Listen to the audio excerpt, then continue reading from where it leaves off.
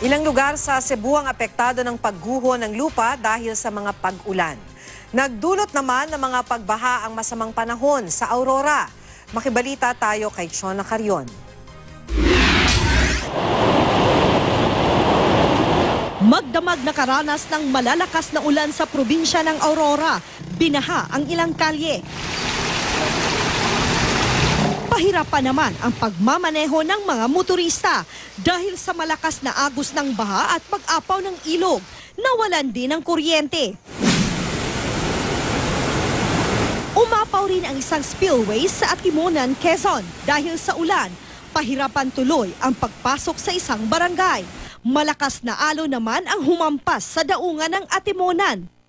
Nasa 200 pamilya naman ang sapilitang pinalikas matapos umapaw ang Butuanon River, dala ng ilang araw na pag-ulan sa Mandaue City, Cebu. Pero sa ngayon, ligtas nang nakabalik sa kani-kanilang mga bahay ang mga lumikas na residente. Samantala, ilang panibagong insidente ng pagguho ng lupa ang naitala sa Cebu. Kasama na rin yan ang naranasang landslide sa bahagi ng Sitio Takan, Sitio Tanay at Sitio Dita.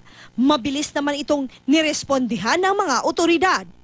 Nagdulot naman ang pagguho ng lupa ang walang humpay na ulan sa Santa Cruz, Marinduque.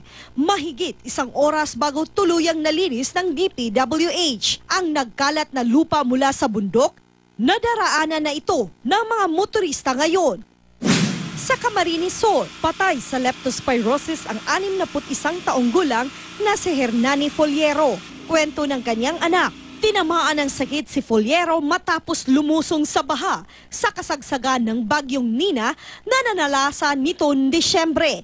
Doon daw natusok ng bubog at nasagi ng yero ang paa ng biktima. Binaliwala raw ni Foliero ang sugat sa paa. Hanggang nitong Enero, tuluyang sumama ang kanyang pakiramdam.